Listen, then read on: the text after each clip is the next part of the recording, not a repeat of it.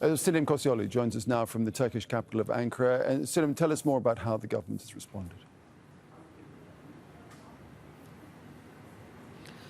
Nick, the government says they are doing their best to deal with the situation, but of course this was an unexpected scale of an earthquake. Yes, an earthquake was expected because there was another earthquake in the region similar to these fault lines in Elazığ 2.5 years ago. And experts have been warning Turkey about this to take measures against this. But as this earthquake hit 10 cities simultaneously and twice in a day with a magnitude of above 7.5, the scale of the impact was unexpected. So how the government is dealing with the situation is what everybody is curious about. And we were at the crisis center in Turkey's disaster management agency in Ankara today and the Turkish Foreign Ministry, and we asked to the officials. So let's watch our piece. Üçü de konaklama mı istiyor? Do all three need accommodation? Do they have the equipment or a cook? This is the Turkish Disaster Management Agency's crisis center in the capital, Ankara. Nationwide relief is being coordinated here days after two earthquakes hit 10 cities with more than 13 million inhabitants. These officers are distributing aid and supplies to survivors and deploying rescue teams across an area of more than 100,000 square kilometers. It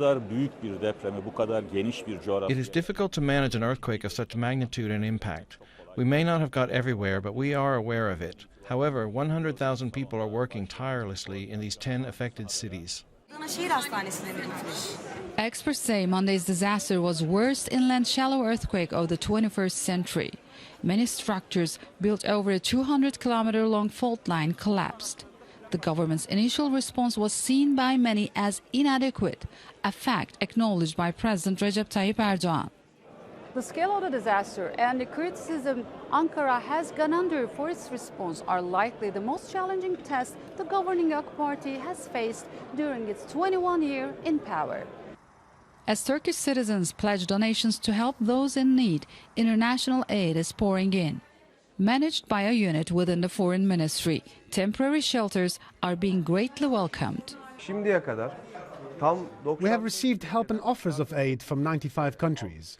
56 deliveries are already in the field. More will arrive from 19 others. We are engaged with international institutions. We are also coordinating aid from Turkish citizens living abroad. These contributions are transferred to the Turkish Red Crescent and Disaster Management Agency. Amid harsh winter conditions, time is running out for many trapped survivors. People are calling on the government to do more. And in a country with a history of earthquakes, it is also accused of being unprepared for such a disaster, even though the scale of this one has shocked many.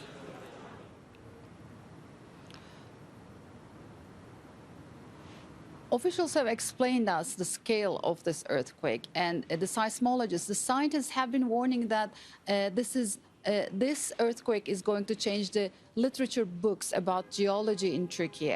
So Turkey is in a different phase right now and handling the task of post-earthquake operation, normalizing the area, rebuilding those houses.